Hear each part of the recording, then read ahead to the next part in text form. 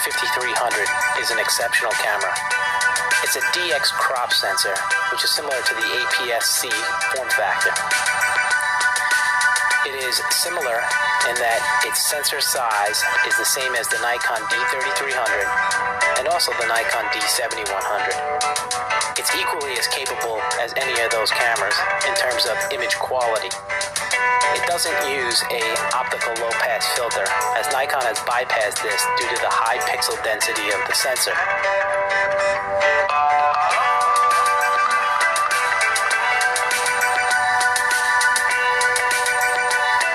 The D5300 differs from the 3300 in that it's heavier and has a swivel-out screen. I prefer the D3300 due to its lightweight and portability.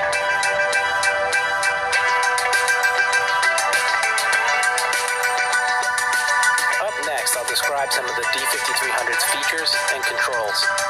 I'll also make some comparisons to the prior cameras such as the D3200. Okay, this is the top of the D5300. Here you'll see the shutter button, the on-off switch, the record button, the info button, the plus or minus exposure control button, where you hold down this button in manual mode to control the aperture. This is the mode dial.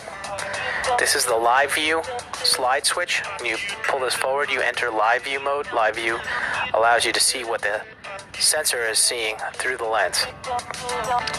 Here is the stereo microphone. This is an enhancement over the D3200. This is your hot shoe flash. In front here is your autofocus illuminator light. Okay, this is a side view of the D5300.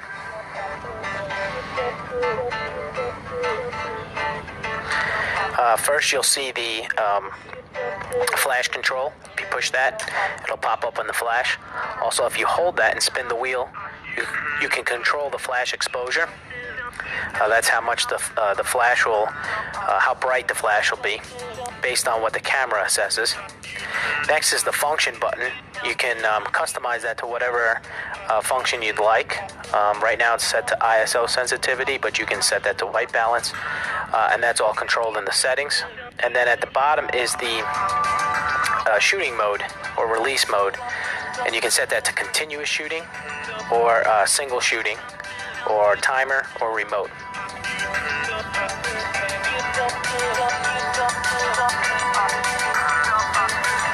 And then along the side is the connectivity. First is the microphone. Next is USB. The third is Nikon's proprietary connector, which you can serve as a GPS or another wired release button. And last is your HDMI. It's a mini HDMI Type C, so it's not your standard HDMI cable, but it is standard HDMI. You can plug it into your TV. Here's your microphone at the top, and you can record from an external microphone. Okay, over on the other side of the camera, there's not much to it other than the LCD slot, which is where you put your memory or your memory card. You push it in and it ejects out, or you just slide it in.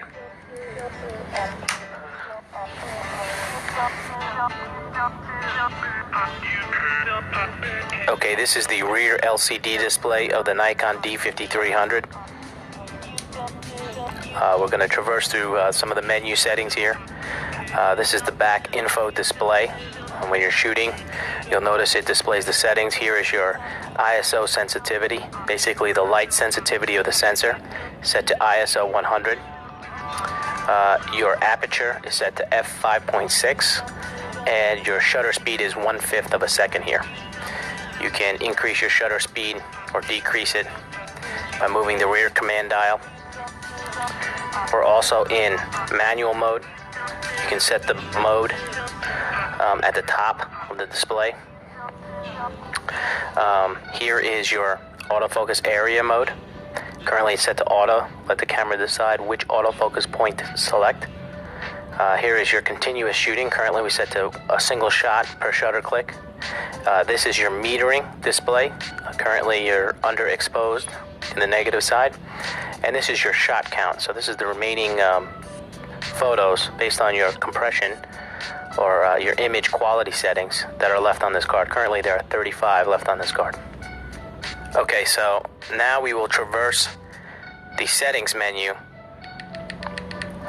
at the bottom. You can easily enter this settings menu while shooting if you just tap the info button twice. It'll let you enter this menu, and from here you can select a variety of options. It's pretty standard for most Nikon cameras. Here's the quality. You can select different JPEG qualities. This is the compression level of the JPEG. Fine, normal, or basic. Basic has the least compression. Notice it also shows the file size and the images remaining based on those settings. You can also choose RAW, which allows you to post-process the images after on a computer using either Nikon software, Adobe Lightroom, or Aperture. There's also a number of RAW processing software available. Here is the image size. This only applies to JPEG. You can select a small size, which will choose less megapixels. We'll leave it at large. This is your picture control. Your picture control again only applies to JPEGs because the camera is doing the processing to produce the output. You can select neutral, vivid, monochrome, which is black and white, and there's a variety of settings that you can choose, or you can make your own. This just allows you to get to these settings quickly while shooting. Here is your focus mode. You can choose autofocus automatic, or you can choose single or continuous. Single lets you hold down the shutter halfway and locks the focus. Continuous always recalculates focus if the subject moves, and auto will choose which mode automatically and let the camera decide. I prefer single. Often I care to refocus if the subject decides to move, unless it's something like an animal or an eagle or something. Here is a manual focus mode as well, where you can focus the camera yourself. Here is your autofocus area. So when the camera is choosing the variety of autofocus points, this can be set to auto. 3D for objects. It'll try to follow track the animal or target that's in the scene. You can also reduce the number of area points to 9, 21. I like to use single, where I just select the center and I can pick the subject as I focus, but we'll leave it on auto. This is bracketing. Allows you to set up bracketing controls. Bracketing is a multiple shot sequence, different exposures, or you can set it to different white balances. Here is metering. Metering is set to matrix metering. Nikon's matrix metering is excellent.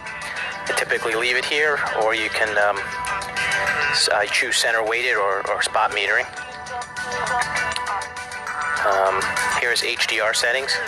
HDR is a composite of images merged together to grab highlight details and shadow details all in one shot, where the image is drastically both bright and dark, and it tries to capture both of those and bring them into a single image. So they'll show you an example here. That's HDR set to high. When it's off, the shadow detail and the highlight detail kind of go away. You also have normal and low. I don't usually use HDR on the camera, but feel free. You can also do HDR in post-processing as well. There's plenty of software available to do that. Here is active delighting. This is similar to HDR, but in fact it's only a single shot, and the camera decides how to process the shadow detail and the highlight detail of the image. You'll see if it's off, shadows are dark and highlights are bright, but with extra high, it tries to bring in those highlights and bring up those shadows and bring all the detail out in the photo. Sometimes it can look unnatural, So I typically leave it off or just leave it set to auto, because Nikon will decide the level of dynamic range in the shot if you leave it to auto. Now that only applies to JPEG processing. This doesn't apply to RAW. RAW is strictly for post-processing yourself after the fact. Again, white balance is the lighting in the room. So if you're shooting an incandescent scene, fluorescent, shadows, Nikon has a good white balance detection system. So leaving it as auto most of the time works great. You can also calibrate the white balance using a preset, and you can choose to do that as well. But if you shoot RAW, you'll have to decide the white balance after the fact, because you can control that in post-processing, and typically I prefer that method. Here is your flash compensation. So this basically says how bright to fire the flash. So if you feel that the camera is deciding to fire the flash a little bit bright, you can tone it down, or if it's not enough, you can push it up. And this is strictly for the flash exposure, how much light the flash is pushing out of the camera. Here is the overall exposure compensation, independent of the flash. And you can decide that the camera should expose brighter for a particular scene. This would apply to like a snow scene where a lot of it is bright white. The camera tends to underexpose a scene like that. And here's your ISO sensitivity settings. You can select a variety. The higher the sensitivity, the higher the sensor is sensitive to light. So you can shoot at faster shutter speeds and lower f numbers, or greater f numbers. So in this case, you can shoot a variety of ISO settings, but as you increase that, the quality of the picture decreases. So as ISO increases, the sensor becomes more sensitive, but you also degrade in quality.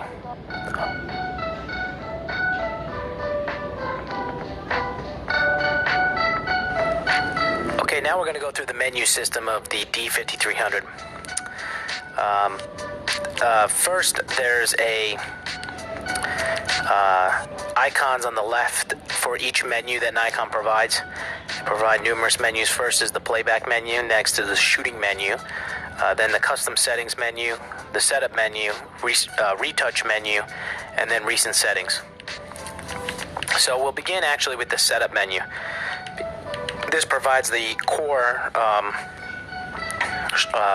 menu for the camera, because it's the most fundamental settings that you can set up. So here is a format memory card. You can clear out and erase all the contents on your memory card. Control the monitor brightness. This is your back LCD brightness screen. This is the info display. This you can customize this with different colors, different settings. This is for PSA and M modes. You can distinguish if you're in these modes, you'd like to view a more classic info screen.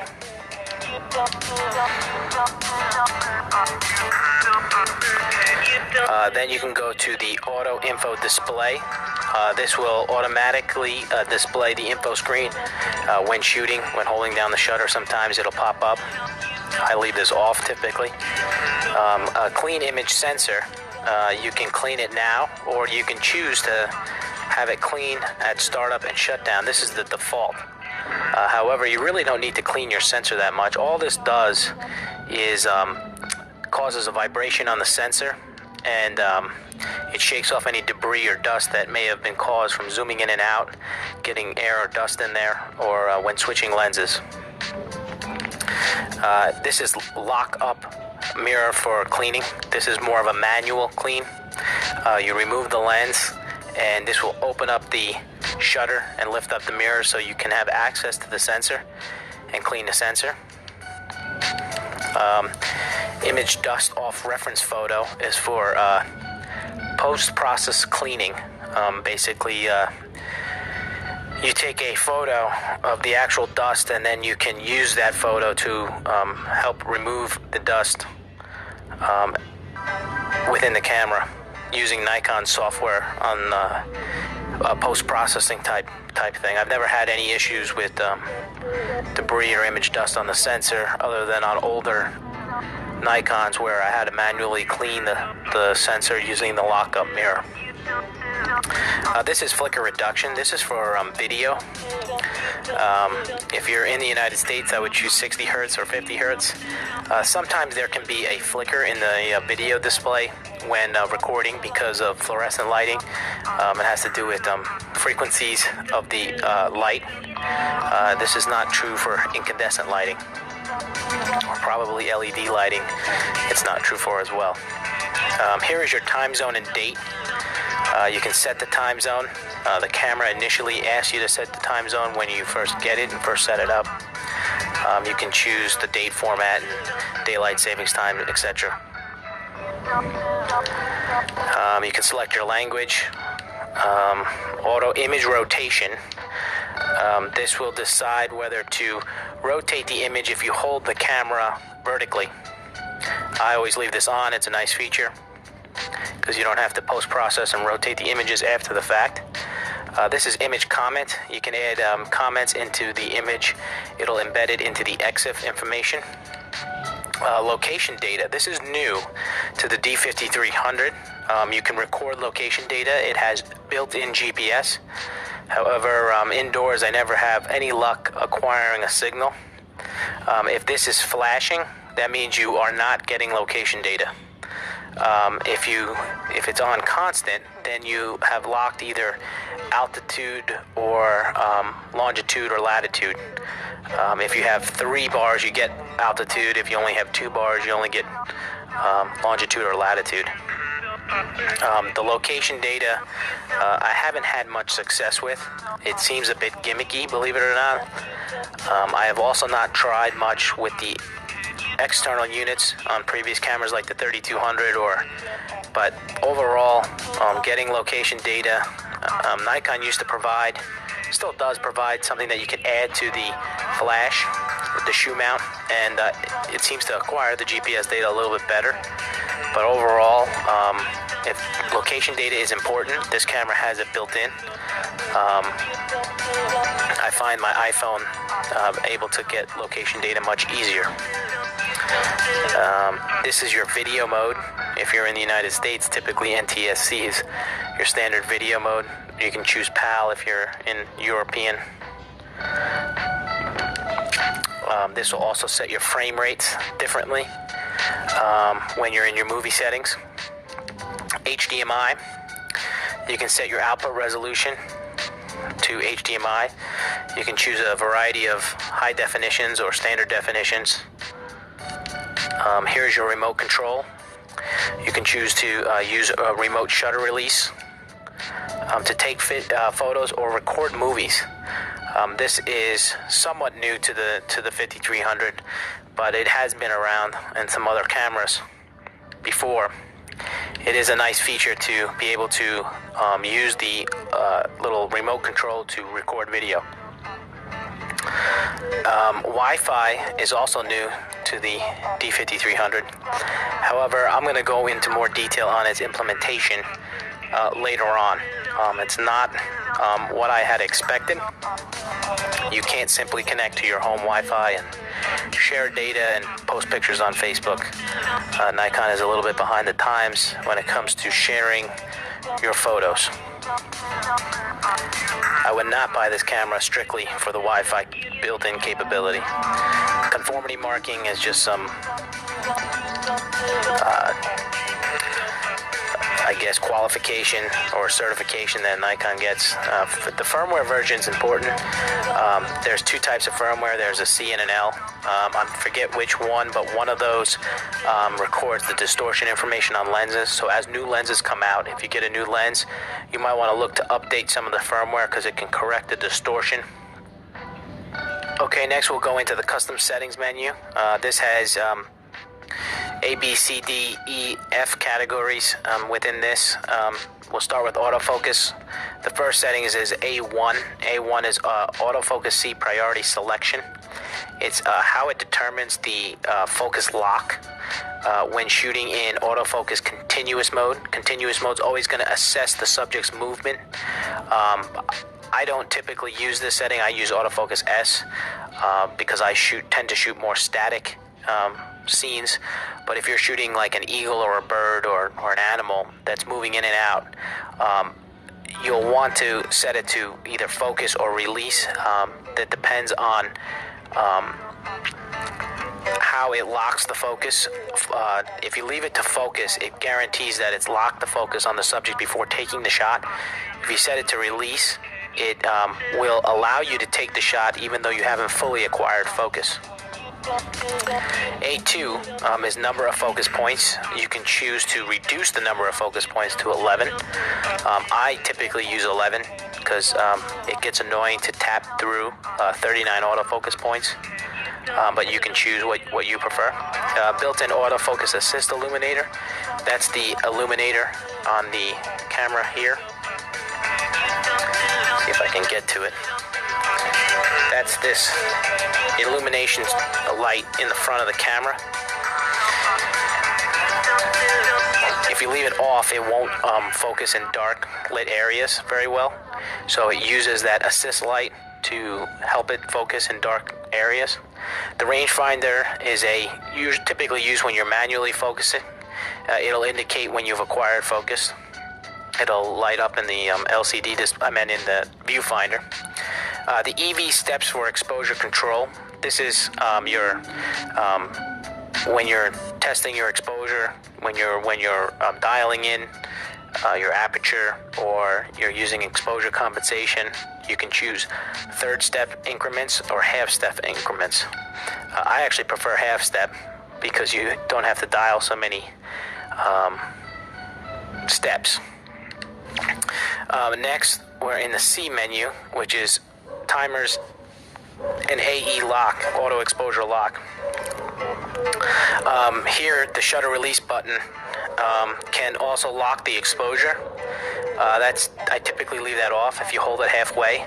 If this is set to on and you hold the shutter halfway, it'll lock the exposure as well. So when you move it to a different location while holding it halfway, it won't try to remeter the shot based on the lighting conditions. Here are your auto off timers. This is for your menu. You can choose short, normal, or long, or custom. Here I've chose custom for this demonstration, so I can set the off timers for playback menus to 1 minute, so it'll stay on for this viewing. But typically, I would leave it to normal. Next is self-timer. Self-timer is when you set the timer on the camera. You can set it to 10 seconds, or 20 seconds, or 5 seconds, and you can also take a series of shots. So if you have a group shot and you have set the timer to 20 seconds or 10 seconds, and you want to take 3 shots in a row, you can set it to 3 or however many shots you'd like to take. The remote on duration, to reduce battery life, you can set it to 1 minute. This is your little remote control to fire the camera, or you can set it to 15, 10, or 5 minutes. Beep. Beep is kind of annoying, I think. When you focus, it'll beep when the focus is locked. You can set the volume to high, low, or off. I prefer off. Viewfinder grid display. This will display a grid in the viewfinder to help frame your shots. ISO display will show the ISO instead of the frame count in the viewfinder. So if you set this to off, it'll show the number of shots instead. File number sequence, you can set the files to shoot in a sequence, numbering sequence. If not, it picks its own numbering scheme. Exposure delay mode. This is a really nice feature. When you want to have a slight delay rather than using timer mode, let's say you're on a shaky tripod and you're about to take a long exposure, when you fire the shutter, if you set this to on, it'll wait about a second or so, and then it'll take the shot, just to get any vibrations out of the scene, to stabilize whatever you want. But this ultimately just delays the shutter from when you click it there might be a second delay before the actual shot is taken. You can also print the date on the photo. That's kind of unnecessary with the JPEG and EXIF data. Flash control for built-in flash. Here, this is pretty important. You can either choose TTL or manual. This is not the D5300 where you have more flexibility to choose commander modes and fire remote flashes. So here, you can either choose TTL or manual. TTL stands for through the lens metering for the flash. So what it'll use is the metering from the camera to determine how much exposure the flash needs to fire. So how bright the flash needs to fire. You can also set the flash to manual, and you can choose your brightness for the flash. Auto bracketing. You can decide to bracket based on exposure, white balance, or active D-lighting bracketing. I don't typically use bracketing unless I'm doing like an HDR photo, so I would typically leave it to AE for exposure. Assign the function button. The function button is located underneath, just right to the left of the lens. You can set the function button to whatever setting you'd like here. You can set it to bracketing, autofocus area modes, viewfinder grid display, Wi-Fi. That's new to this new 5300 is the Wi-Fi option. But typically I like to use either white balance if I'm shooting JPEGs or just ISO sensitivity works as a good option for my typical shooting. Assign AEL or AFL button. That's this button over here. You can set it to lock both focus and exposure, or just lock the exposure. Hold, so if you click it, it'll hold the exposure. You don't have to hold the button down itself. An autofocus lock only, or autofocus on. Now, autofocus on is a nice feature if you want to click it and lock the focus for that distance. And then you can just fire whenever you want without having to worry about acquiring focus. However, if you set this to on, it will shut the autofocus off on the shutter when holding it halfway. So I typically don't. There are, in the more expensive cameras like the D800, the D700, D300, they have a designated autofocus on button, and I prefer to use it in those cameras when there's a designated button. But for this, I typically just leave it as the default and don't use this button as often. Reverse dial control. This will change your dial so it's in the other direction. You can looks like you can choose both, or just one for exposure, one for shutter speed and aperture. Slot empty release lock. Now this will lock if you don't have a memory card. It won't let you take a photo. If you choose OK, it'll indicate you're in a demo mode, and you can take photos, but they won't be saved to any memory card, obviously. So lock is a good thing because you know that, hey, there's no memory card, I'm not taking photos. And reverse indicators will show the exposure in reverse direction. So instead of being the left side being the negative side and the right side being the positive, you can choose to show it the opposite way. And the only reason why this is the case is because the older Nikon cameras used to do that. So they want to make it backwards compatible for those users. Okay, so that's the entire customs menu. Next we'll go to the shooting menu. First you can reset the shooting menu. You can choose your storage folder, your image quality. Here you can choose RAW plus JPEGs. You can just strictly shoot RAW, or you can choose the JPEG compression level. I'll choose RAW here. When choosing RAW, you can't select an image size because you're capturing the raw sensor data. However, when shooting RAW, you can select your bit depth. Your bit depth is the essentially your granularity of each pixel. So if you choose 14 bits, you're getting more detail, more in-between settings, or more in-between information, I should say, collected by the sensor. However, 12-bit is more than sufficient. 14-bit is above and beyond and will increase your file size, sometimes unnecessarily. White balance, you can set your white balance. Much of this is also found in the info button. If you press the I button while shooting and press it twice, as we discussed earlier, a lot of these settings can be found here. White balance was right here, set to auto. So if you set this to incandescent, when you go back to the menu, you'll notice that it's set to a light bulb for incandescent. You can set it to auto, and you have more expanded capability in the menu, because you can also adjust this to say, hey, shoot a little bit more to the blue side, or a little bit more to the amber side, or to the magenta, or to the green. I typically just leave it in the center because Nikon does an excellent job. You can also set the picture control here. Standard, neutral, vivid, monochrome. Remember that this only applies to JPEG processing or video. This also applies to video, so it's important to get this right when shooting a video as well. It won't impact RAW.